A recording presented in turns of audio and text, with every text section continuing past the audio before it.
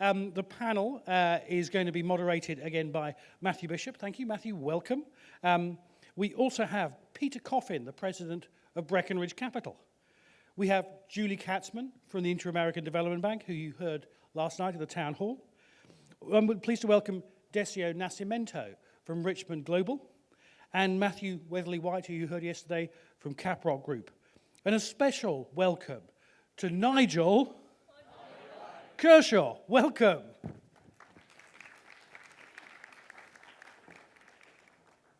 All ready? Sorry. Are we all on? Yeah.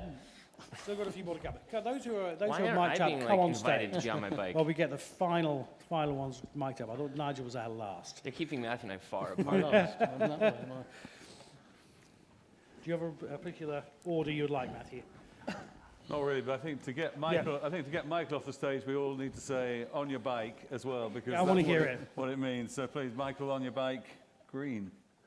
Okay. Michael. On you, right? All right, got it. Didn't have to shout. So this is a new phrase to most of you, I can see. The theme of this session it is a rockstar panel, is how we get the capital markets to play a big part in driving social progress, a bigger part than they played in the past.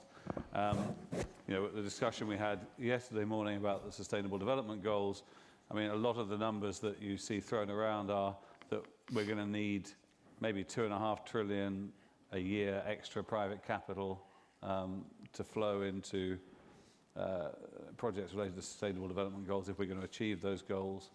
And I just wonder, to start us off, quick show of hands, how many in this audience think that the capital markets are going to deliver that extra money? Who's confident in the ability of the capital markets to step up to the plate? Okay, that's really encouraging. There's one person in the audience. Okay, so the job of this panel is really to... We don't have a choice. Increase and we're good, right? Yeah. Yeah, we don't have a choice. But So I think you've got to really... these are all... The panelists are all in different ways, as we're going to hear, betting on social progress, investing money in social progress. And I want to quickly just start by asking each of them how they're doing that, and then to really quickly push on to this question of, clearly, we all perceive that nowhere near enough is being done in the capital markets to advance social progress. So how do we change that and put social progress really at the heart of what the capital markets do? And I'm going to start with an area that I'm very interested in, which is impact investing, which is probably of all the continuum of financial investors that are in some sense talking about social progress, impact investors are the ones that actually explicitly are trying to create an investment model which is about generating financial returns simultaneously as they generate demonstrable social or environmental positive benefits. And I'm going to start, we have one of the leading American impact investors at the far end, and we have a leading British impact investor, so Nigel in the middle. So I'm going to start with you, Matthew. Just tell us a bit about how, in practice, what are you doing to advance social progress in your investing? yeah, so specifically relative to social progress, we observed the evolution of the index, and it became fairly clear to us that while it was quite inspirational and directional, not all of the subcategories were investable. And so we mapped the social progress index to an investable hierarchy that we built internally that we call IPAR. And the premise behind our investment thesis is that one can, and perhaps one should, deploy 100% of one's capital across all asset classes, optimizing for impact to the extent permissible by each asset class. And so we just kind of committed early on with that idea, and our notion was that we could do this in a way that generated sufficient financial return so that there would be no concessionary returns relative to our conventional investment strategies, and that along the way we'd be doing, as you suggested, creating durable, measurable non-financial returns, social and environmental.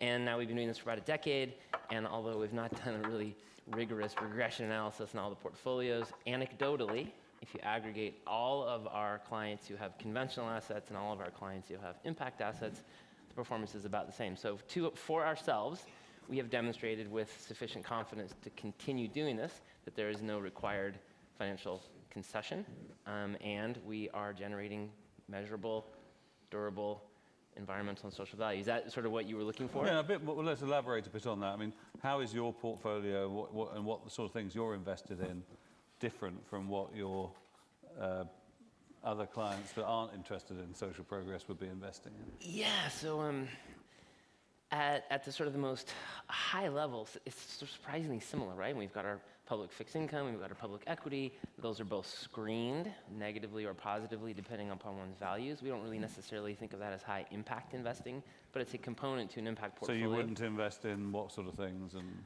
well, I mean, Peter can speak to the public fixed income because we actually have CAP with Breckinridge.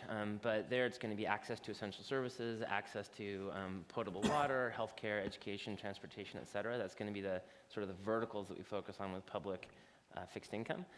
In public equity, it's more around do no harm or perhaps choosing best of class public companies that are doing something interesting in an industry that might not otherwise be considered sort of a values-aligned industry. And once you get out of the public markets, then you start getting into some really interesting stuff. In the alternative asset class, we do a lot of sort of hedge fund structured private lending. In the private investment asset class, renewable energy project finance, specialty lending into small enterprises that focus on minority or veteran-owned businesses, communities that have heretofore been marginalized by the conventional banking system. In the real assets, we're focused on sustainable ag, sustainable timber, affordable housing.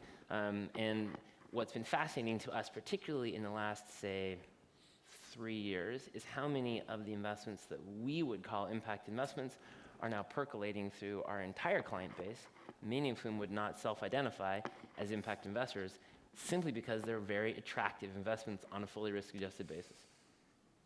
Nigel, tell us about your experience in Britain. How does that? How are you betting on social progress? I suppose we started off as a social enterprise. We started off as a business, and we went into finance. It was completely bizarre. We had no idea. And when I first drew out what we thought was going to be big issue invest, I drew all the things that I thought as a social enterprise ourselves we needed in our sector. And I remember taking it to my chair, because I'm sorry about the glasses, but my eyes are not good. And he said, that's very colourful, right? But actually what it was, we looked at everything that we needed as a social enterprise to grow. So we have very early stage venture funds, and we work with corporates to scale up who nurture very early stage ventures, not as volunteering, but stick with them for 2 to 3 years and take them through. We've had some really successful things there. We have a loan funds from anything from 15,000 to £250,000. I hate bankers' language. It's awful. You know, they talk about loan loss rates, right? Terrible kind of way of looking at the world, right? We have a loan success rate of over 99%, taking real risk and cash flow lending. We then have some private equity-like funds, and we're on our 3rd fund now. And that's been interesting because it's been a mixture of institutional investors, philanthropic investors, entrepreneurial investors. And finally, we have very large retail funds that we started to develop. And the first one was a bond fund investing in corporates that we thought were creating social value in the UK, and we developed a methodology for that. We're launching in June an equity fund. This is all, you can trade it every day, these funds, invest in what we think are decent jobs, and we developed a methodology for that. And the interesting one is we're now looking at an infrastructure fund to invest in infrastructure with social outcomes, and we're looking at how we could use the SPI in that.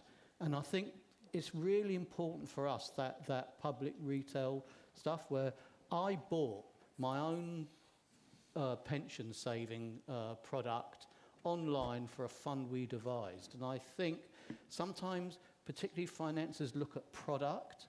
And what really interests me, and after that great question about derivatives, I'm fucking shit spawn scared of this, right? Actually, if we don't know, I'll be going round and round and round again, and unless we make a real break with this. Can I quote you something, right, please? Right. There's a quote, a lovely quote, which says, It won't be from the difficulty that loans can be procured that will break up the system. On the contrary, it will be the ease that loans can be procured that will hasten that event.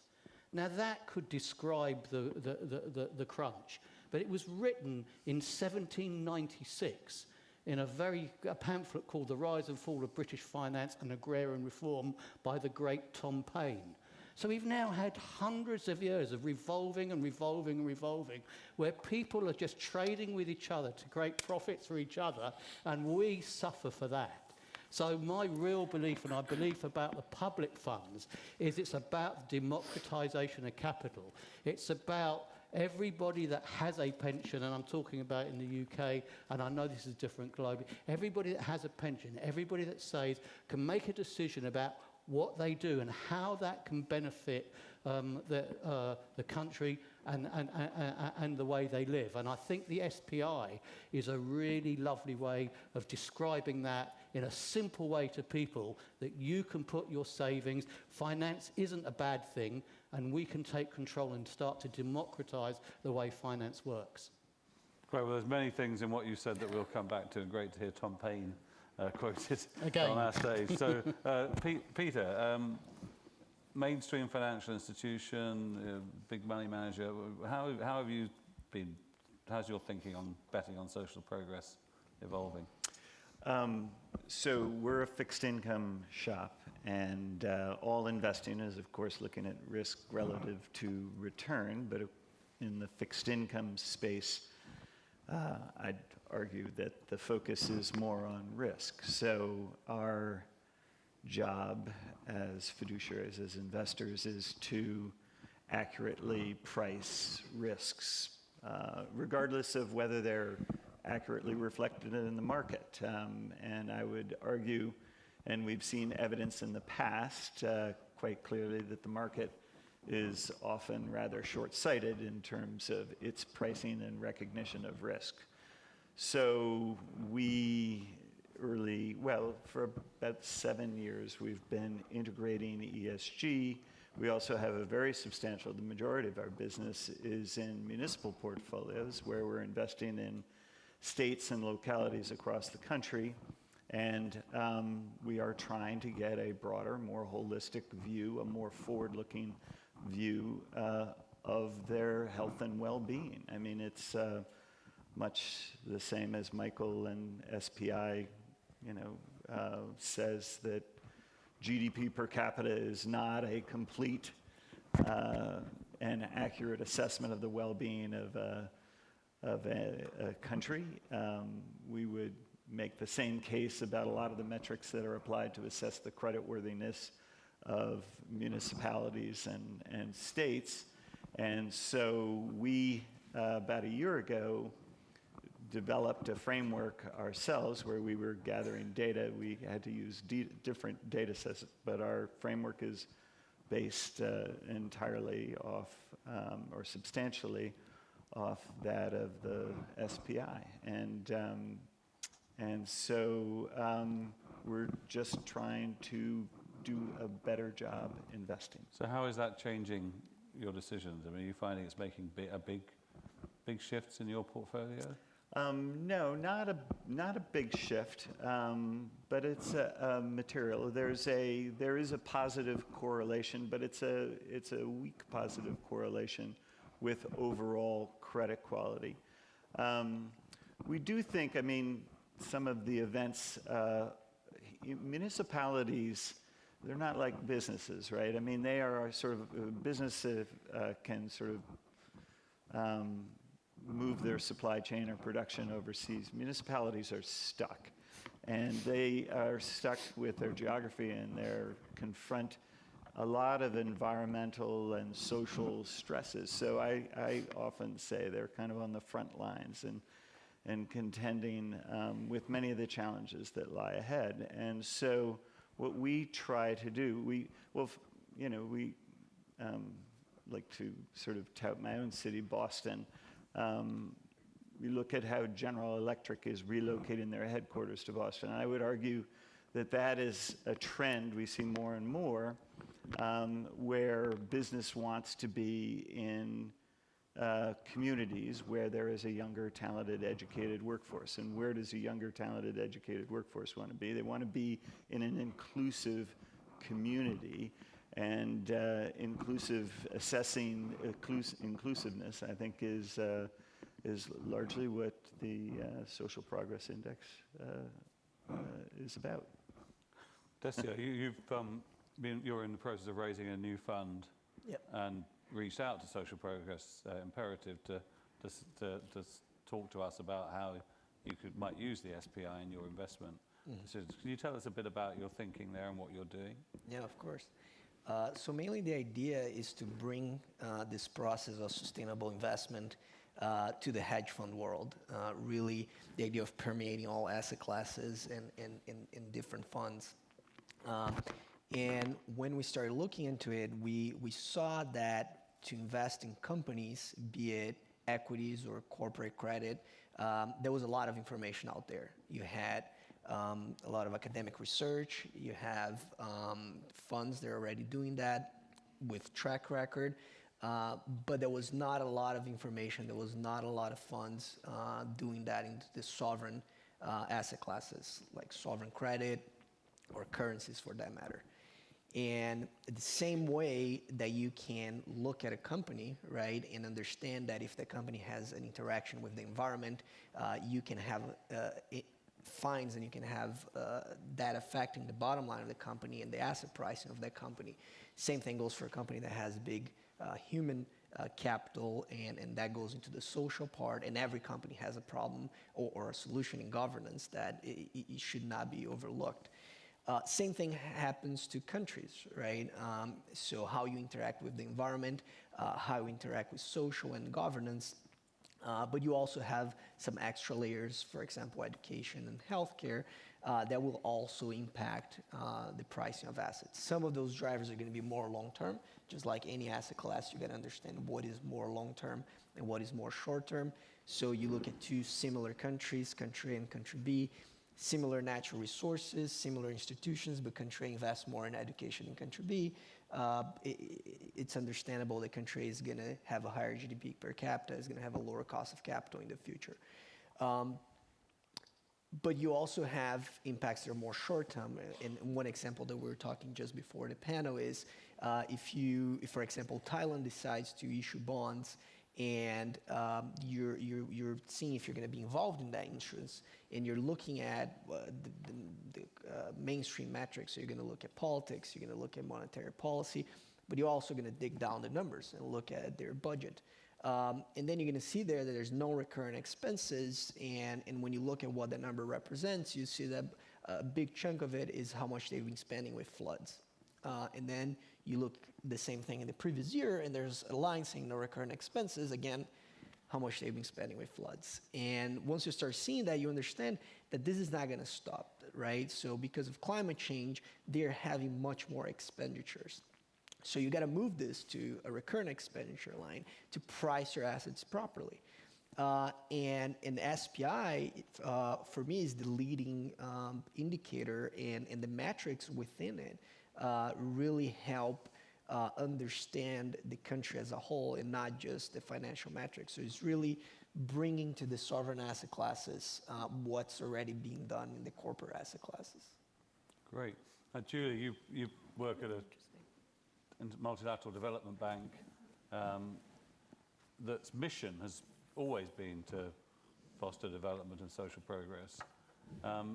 How, particularly in the context of the Sustainable Development Goals, I mean, how is your thinking evolving about what needs to be done to mobilize private capital, and what role can a bank like yours play in driving much greater private capital into betting on social progress?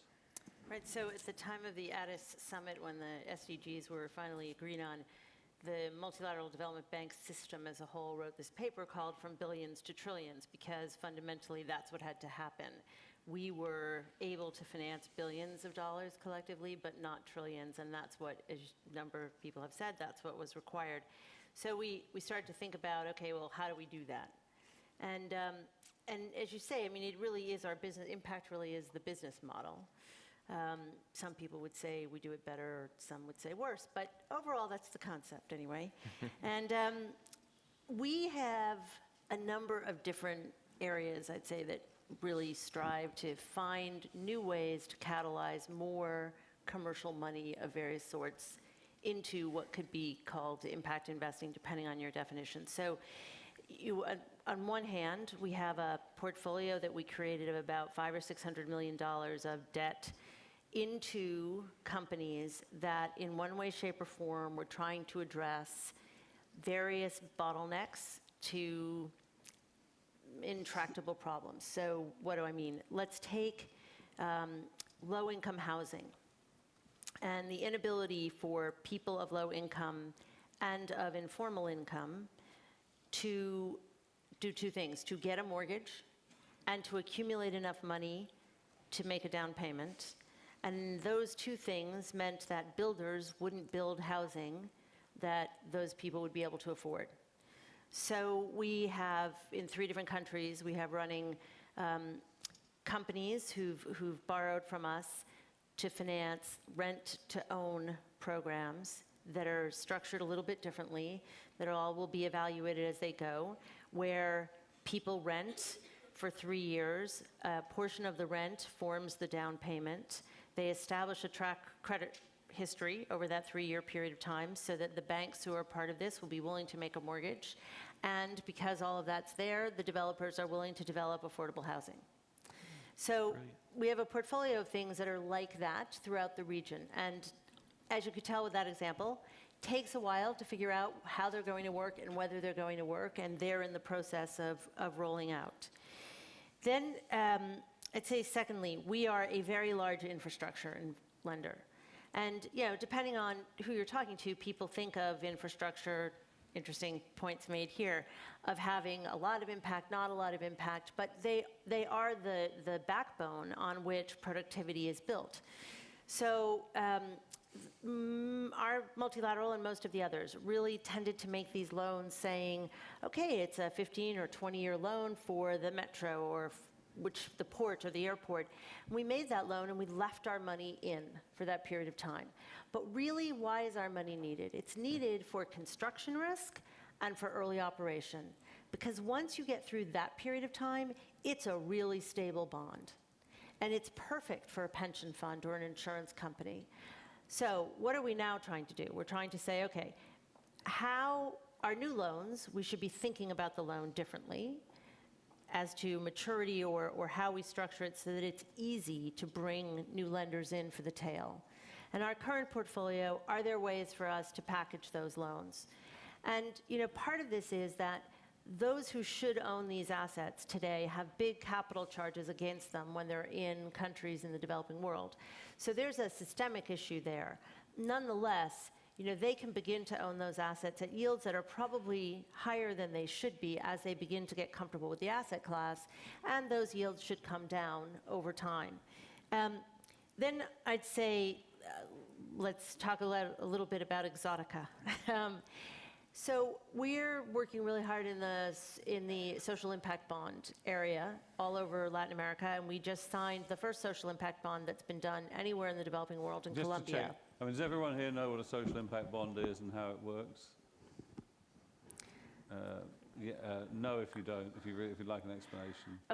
I think I heard a couple no's. Okay, so Julie, just quickly summarize. So I'll do the quick. So we kind of know that government's not necessarily a great innovator. There are a lot of incentives in government to not be an innovator. And yet innovation is needed to come up with different ways to do things and to really make some progress. So different kinds of pay-for-success ideas are out there, and one of them is through this mechanism of a social impact bond. And basically, investors put up money up front to try something new. And if it works, ultimately, the government ends up taking on and paying back the investors and therefore paying for the services, and now they know that it works. And so we're doing this with youth employment models, not just youth, actually 18 to age 40 in Colombia, trying out 3 different methodologies with a number of foundations in Colombia, putting up the upfront money. Ourselves, the SECO from Switzerland and the government of Colombia all ultimately being the payers to the extent that all this works.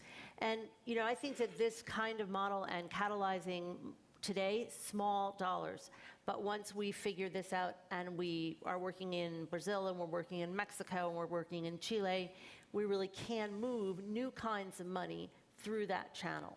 And last, I'll say that we're looking to harness platforms. So the Calvert funds have an online platform that lets people for as little as $15, I think it is, actually invest side by side in various kinds of impact, and we've done something with them to do that as well. So broad way of looking at this to try to go at different pockets of money and bring them into the kinds of impact that we're talking about.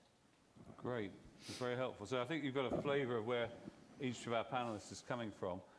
Number of interesting points. One, I was a member of the G8 task force on social impact investing that reported a couple of years ago, and one of the big predictions that we made in that report was that the investment model would go from a 20th century model, which was all about just risk and return, to a 21st century model that would be risk, return, and impact, which I guess we could also call social progress.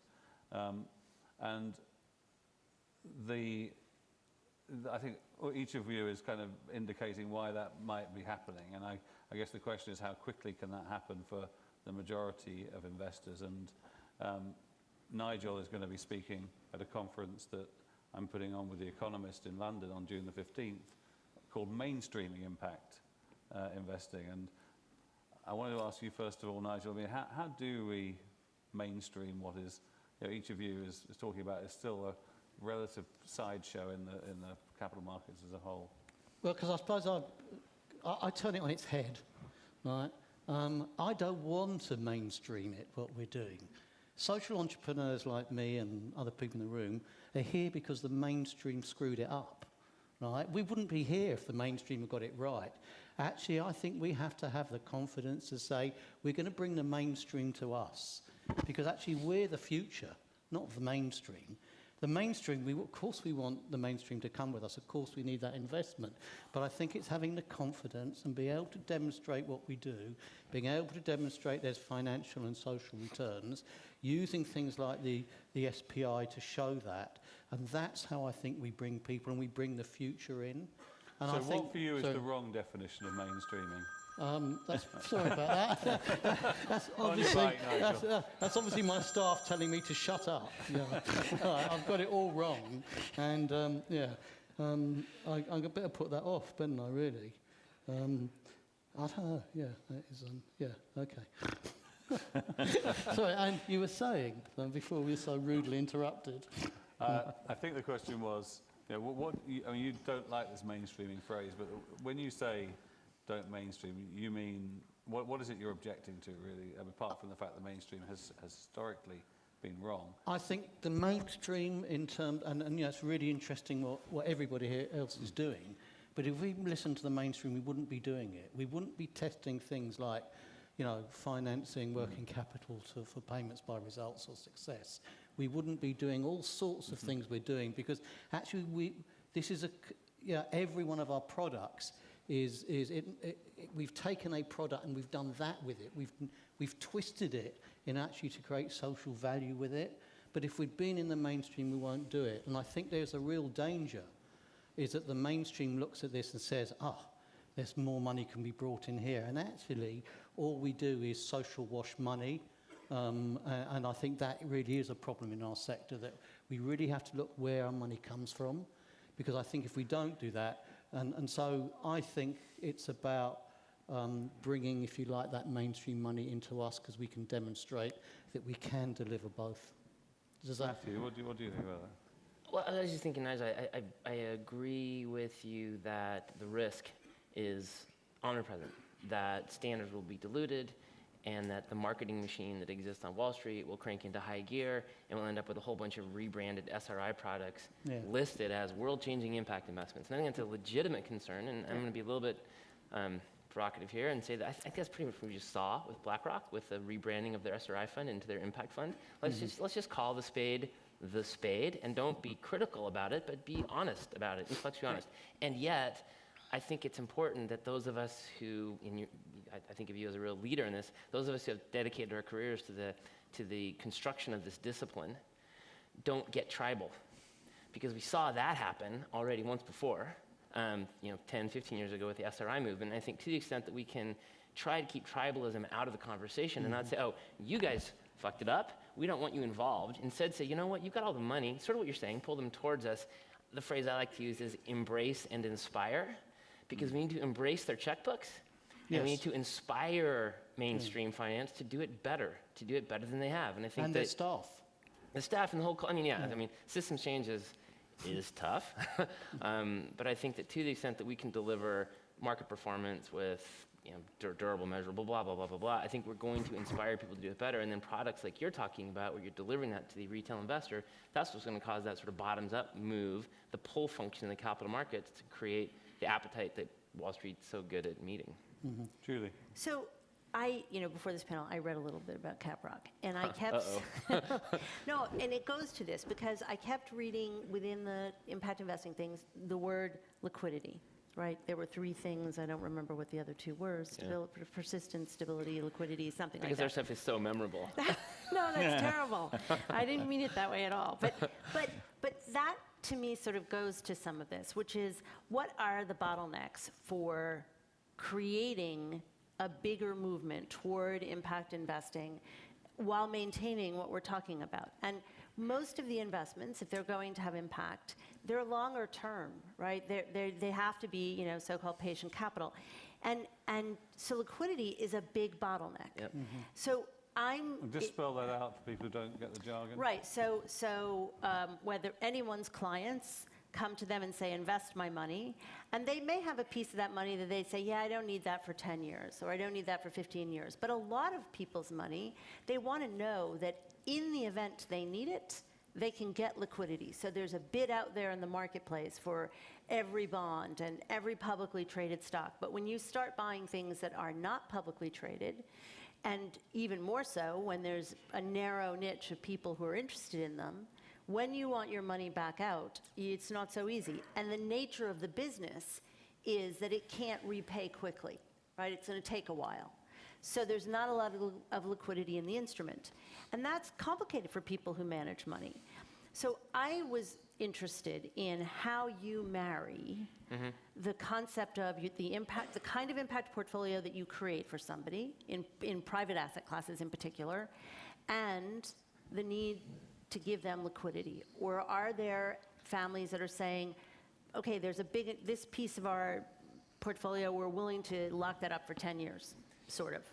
Yeah, so one of the things we try to do is to deconstruct what we believe to be a set of cognitive biases that lean towards liquidity. Most people don't need their capital, or they only need a small slice of it, right? And so we are fortunate to work with pretty wealthy families, and so that conversation's relatively easy. But even a retail investor, most retail investors are investing for 10, 15, 20 years out. I mean, any pension plan, by definition, is going to be a long-term investor. And so this notion that pension plans need a great deal of liquidity, it's a fallacy, For sure. right? Sorry, but and so So the money that you put into impact investing, non-liquid securities, really is willing to stay. absolutely, and we think there's actually an illiquidity premium on top of the ESG impact premium that accords to people who are willing to take those risks. So and the you're going to risks. make more money if you're willing to lock it up. Yeah, sorry, jargon. Apologies. Yeah. Peter. Well, I reject the suggestion that you need to forego liquidity to have a positive impact. Oh, no, that's not what I said. I said there's a lot of investments that need patient absolutely, capital. Yeah. that are very impactful that need to be locked up. But understand, I do believe that ultimately,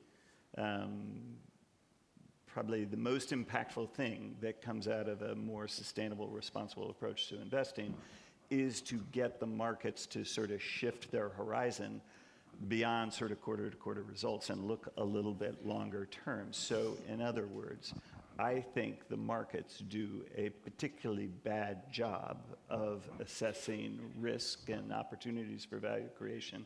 And the goal, my goal in our firm, is to help to move the markets to bring it into the mainstream or bring the mainstream to this approach, and thereby to more accurately price risks and opportunities, That's or costs interesting. and risks. I mean, it's interesting because you have the United Nations Principles for Responsible Investment, for example, which are a commitment to bring a sustainability and social impact lens to investing, and have been signed up by money managers who now manage about 60 or 70 trillion dollars of assets. And yet, I wonder how much, as you look at your industry, your peers professionally, I mean, Peter, how many of them are really doing this in any kind of meaningful way?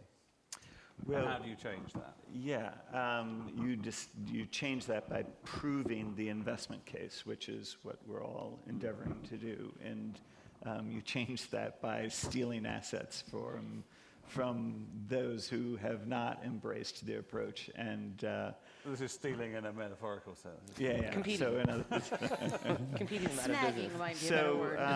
but you know, the reality is, in many ways, while our firm has a couple of $1 billion of assets that is tied to a sustainable, an explicit sustainable mandate, I'm sad to report that I have yet to succeed in persuading somebody who has no particular concern for humanity or the planet that they should invest purely for the investment case. So I think the key is just demonstrating that this is just smarter, better investing, taking into account And these Julie, factors. I mean, from the point of view of the SDGs, I mean, a lot of the bet there is that there's going to be an emerging middle class that just wants to consume more things, have better healthcare, live in a better society, and that therefore, if that happens, presumably there are just investment opportunities that these mainstream investors with no care for the improvement of humanity, but just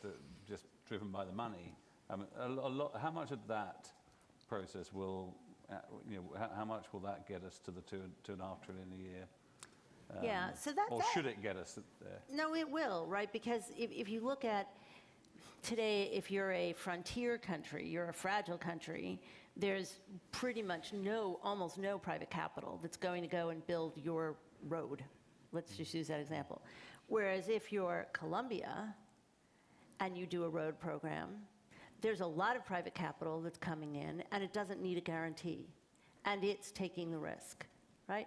And if you're somewhere in between, or it's a more complicated piece of infrastructure, then you need something like us, right?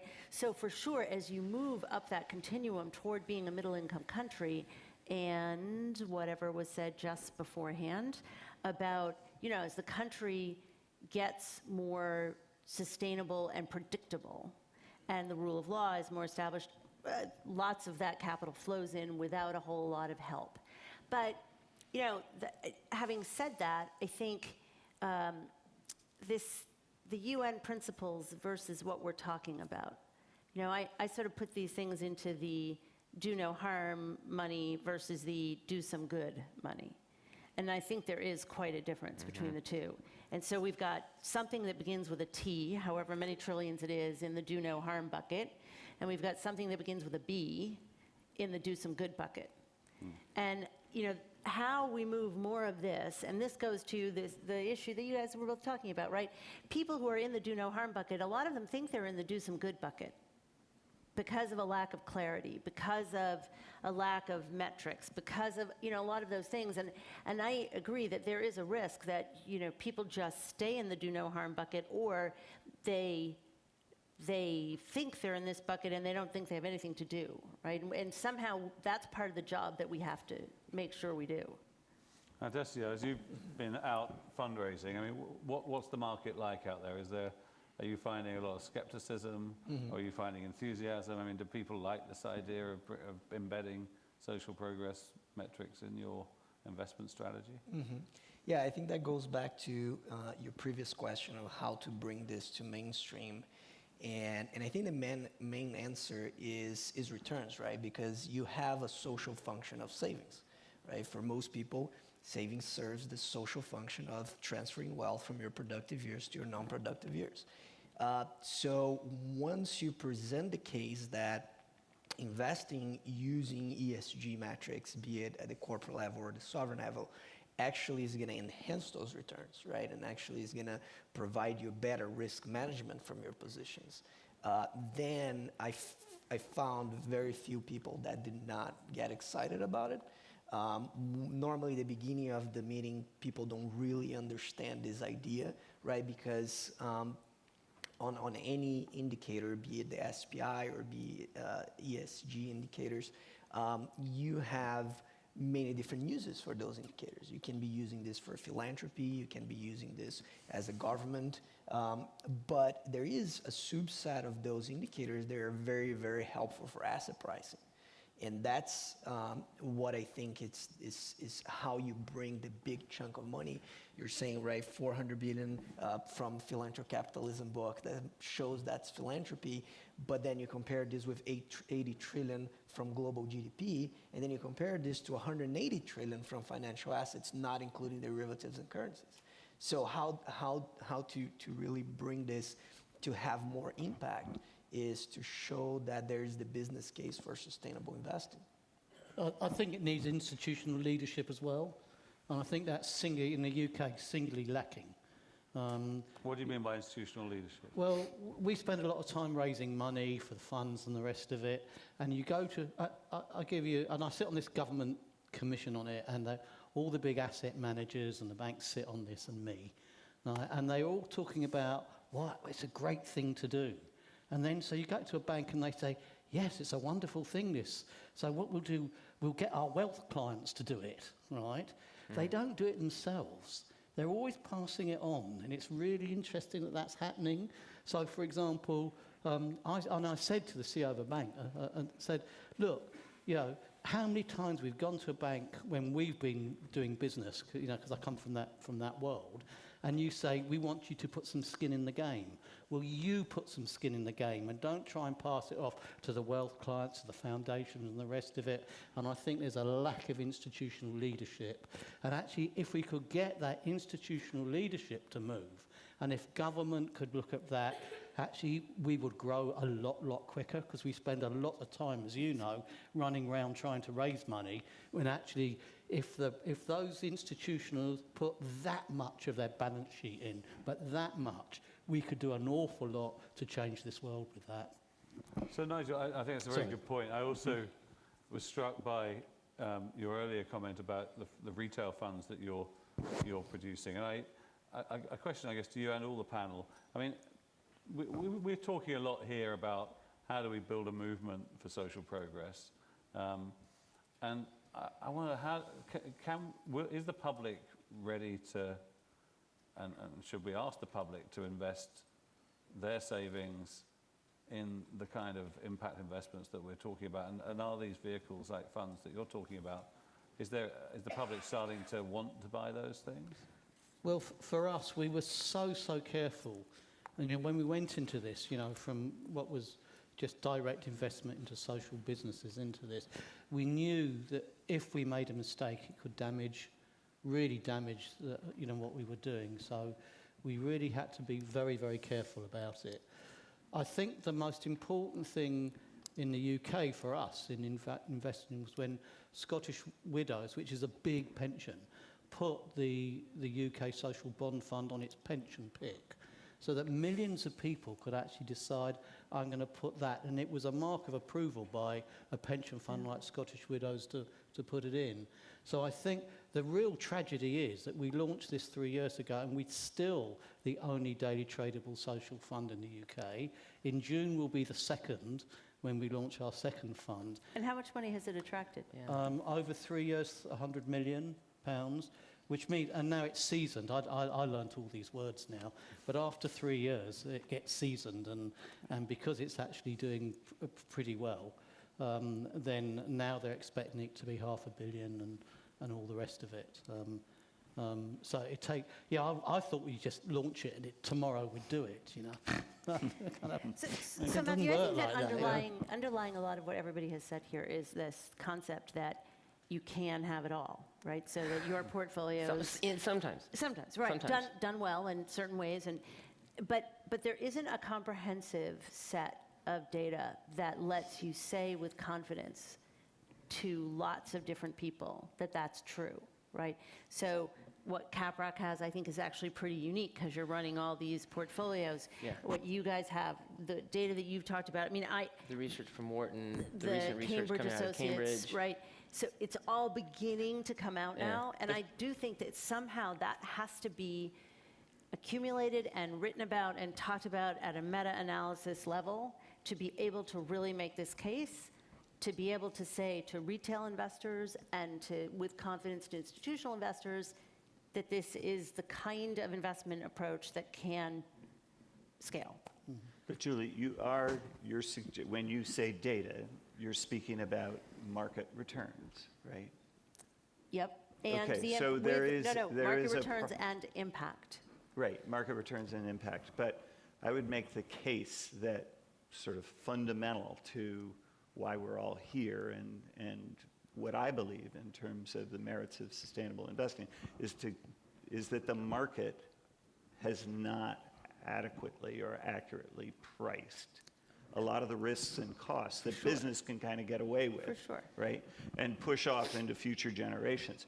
So then if you're looking for validation from the market in terms of return, at least in the short run, you're going to be frustrated. And I do think it's incumbent on investors to to be willing to commit capital and, understand.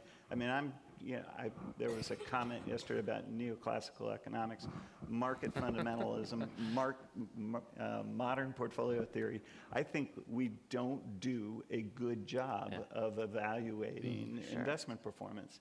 And so, I just caution getting preoccupied by looking for validation from the market, at least. And to certainly in extend that short. thought even a little bit further, Peter, if we accept the premise that historical rates of return are based upon some notion of an extractive economy, Yes. and our intent with impact investing or social progress index or impact investing, whatever our intent is to recalibrate the notion of sustainability and embed it into our capital market return assumptions, then historical numbers don't work. Right? And just as you would no more go to a fixed income investor and say, do you think that we're going to get over the next 25 years the same performance we've got over the last 25 years during a period of declining interest rates? And the person would say, no. I think the same question can be posed to real assets investors and say, do you think we're going to get the same rates of return over the next 25 years that we got over the last 25 years if there's a price on carbon? As an example. I'm going to go to the audience in a second, but I'm hearing two different thoughts here. One, you at the start, Matthew, said, we are matching the market now. Yeah, but there's a difference. And on the other hand, you're saying we can't claim that we're going to But there's a difference between outperform in the building future. portfolios that are achieving similar rates of return and building portfolios that are expected to meet a market rate of return based on a set of assumptions, right? And that's an important, very subtle distinction. I apologize if that's just hopelessly jargonish, but it's a really important distinction.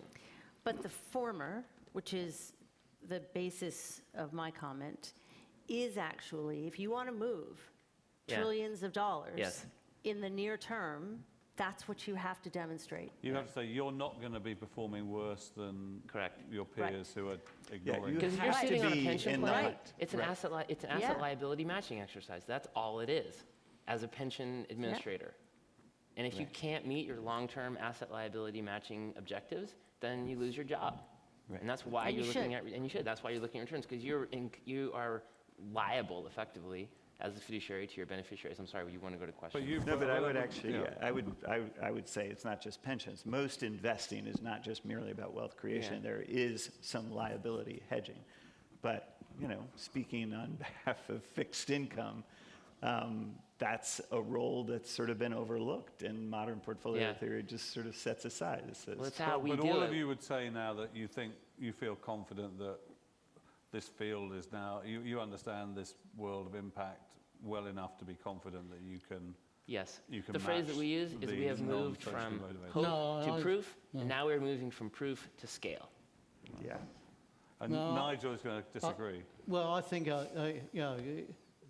if we go back to some of my favourite people, to Dickens, as the best of times and the worst of times, I actually think we had everything before us, we had nothing before us. I think actually we're in a watershed right now.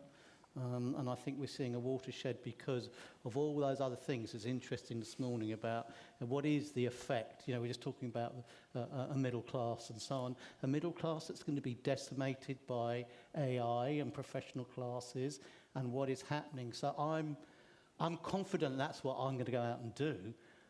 But I'm not a predictor of this. And I think there's a lot we got of some challenges. questions and comments from anyone in the audience. Or you can let us keep bickering. Because we're enjoying ourselves. No one wants to jump in. Lisa, you don't want to jump in? Okay, we've got someone at the back there. Yeah. Is there anything similar to maybe like Morningstar, where someone can look at investments, whether it's a retail or institutional investor, and see what like the merit is according to social progress?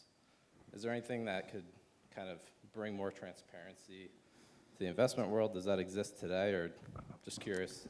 I get that question a lot, especially in the bond world. And, you know, investing is always a judgment, right? And when I'm investing and assessing value, I'm looking at a lot of factors and making an assessment of risk and potential return and impact, and that's a judgment. And so we're being asked by a lot of our clients to do more in the form of our impact reporting, but it's, you know, it's labeling a particular investment as, you know, impactful or sustainable or socially responsible. I think I have sort of a love-hate thing with that because, I mean, for instance, they're green bonds. And green bonds have certainly validated the interest of and enthusiasm among the investors. So it's been great, but I think there are a lot of investors who say, just tell me what is sustainable or environmentally impactful. And, you know, I want to check that box. And I think ultimately you need to do some assessment as to whether a manager or an investment is you know, and make a judgment as to what its impact and how well it aligns with the values and what you're seeking. We backed off that. We talked to them, and we backed off because it seemed to be a thing about apples and pears, that the investors, particularly in the private equity venture capital background, wanted to put matrices over everything that was going on. And I think there is so much innovation, so much change going there, that I think, although, you know, obviously there has to be some level of assessment, and I call it assessment rather than measurement, of assessment that goes across everything. But for example, when we make our direct investment, we have a framework and we ask the social business itself, what is the best way you think that you can demonstrate what you're doing is creating social value? And then we discuss it with them and we produce a thing where it says, okay, that's fine, you can get it independently verified, et cetera, and we'll report it. Because I remember when one of the first impact investment measurement things came out in the UK, and we'd not launched Big Issue Investor.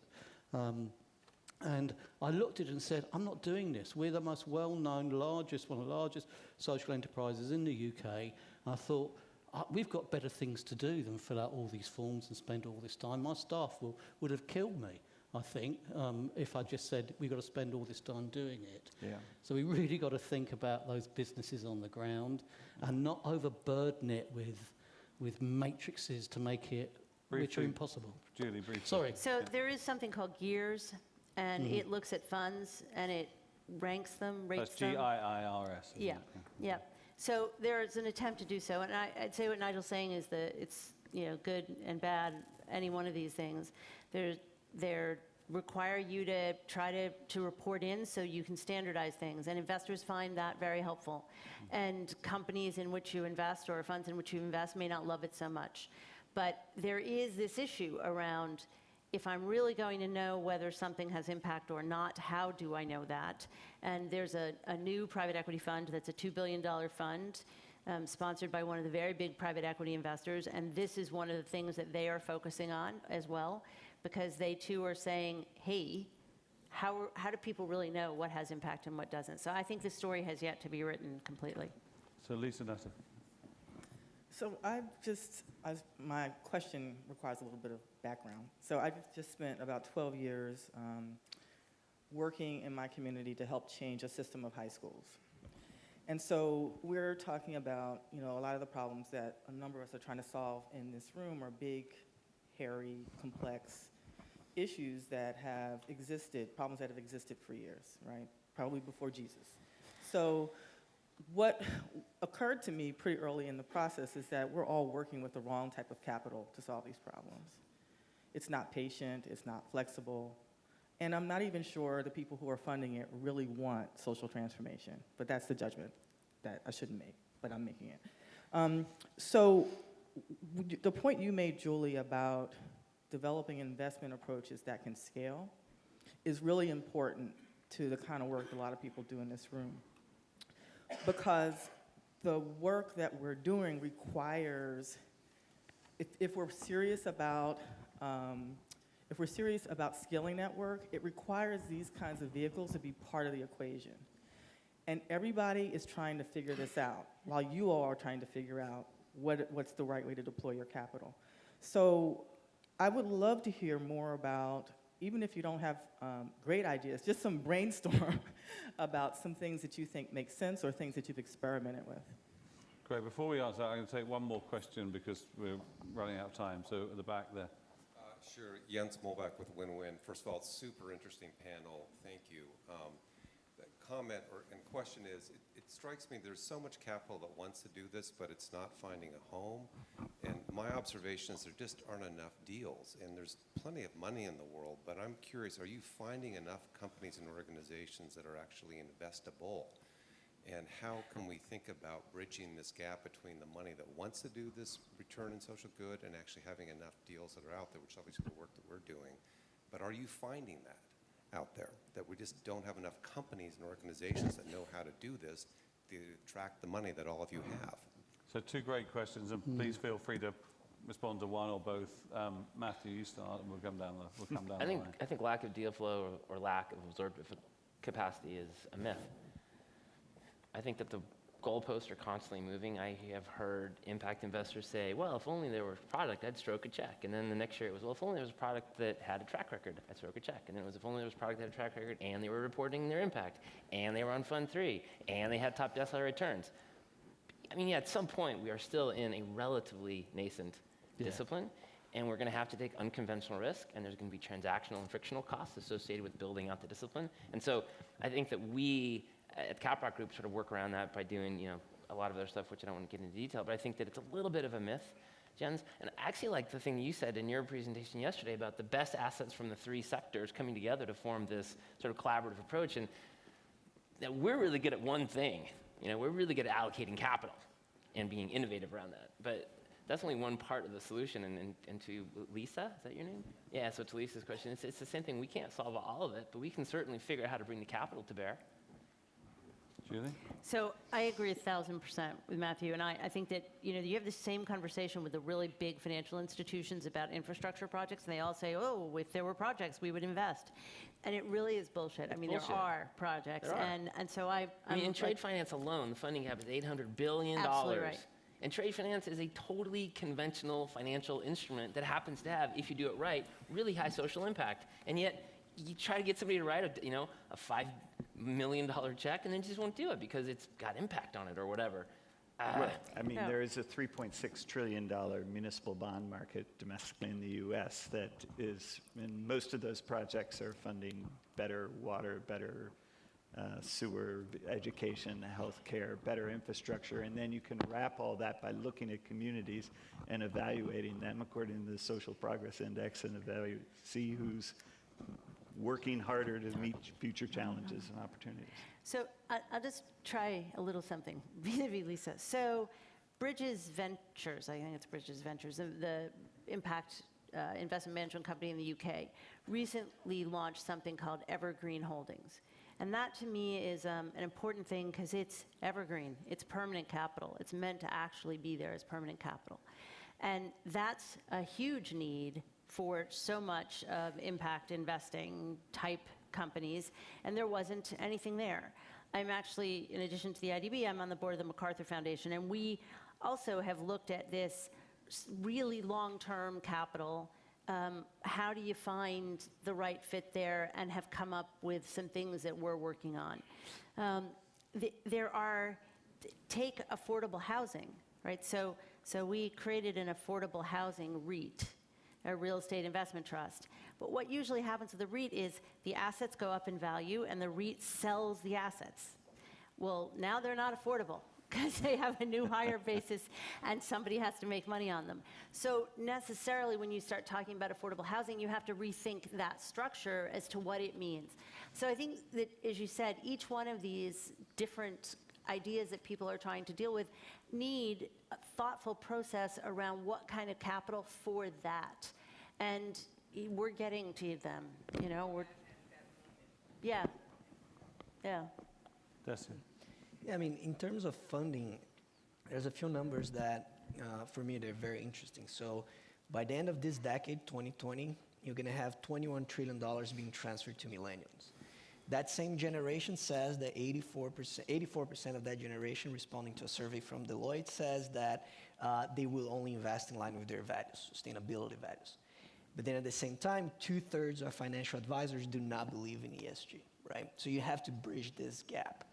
A friend of mine said something that I really like because it really resonates with this idea that change will happen. It doesn't matter, it will happen. And to his point is that to every non-believer that dies, a believer is born.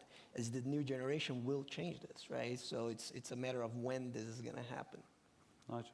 I think the two questions are so related. Yeah. And yeah, because we do everything from that very early stage to the public retail. But there's an expression that's going round about social enterprises being not investment ready. And I've banned that in the company. What it means is that where those enterprises are, that the financier hasn't got the right type of money for them to grow. And therefore they say, well, actually, you're not ready for us. You've got to do all that business right until you are. And actually, I think there are a lot of you can see the sector growing, but it's not growing in the mainstream way and scaling up. At the moment, because it's young, it's replicating. And there's a lot of replications and a lot of ideas that are going right across as you're looking at different things that have been done. So I think it's about using that money in a different way. So, for example, certainly in the UK, there's loads of financiers who say you take the philanthropic money and you use that as first loss because you take more risk. And what a terrible way of looking at business. What you say is take that philanthropic money, invest it, or grant it in the capacity building of those companies, because then you can, and that's what de-risks your loan growth. It's the R&D capital for impact investing. Not the kind of how you de-risk it for whatever. So I think there's a lot of things, and I think part of the problem about going back to the mainstream was that, for example, in the UK, we had, and we've had discussions about this, everybody thought that the investment would be just like the creation of private equity or venture capital and whatever, and you pummeled money into a supply-led, pummel money into it, and suddenly, all these things would bloom.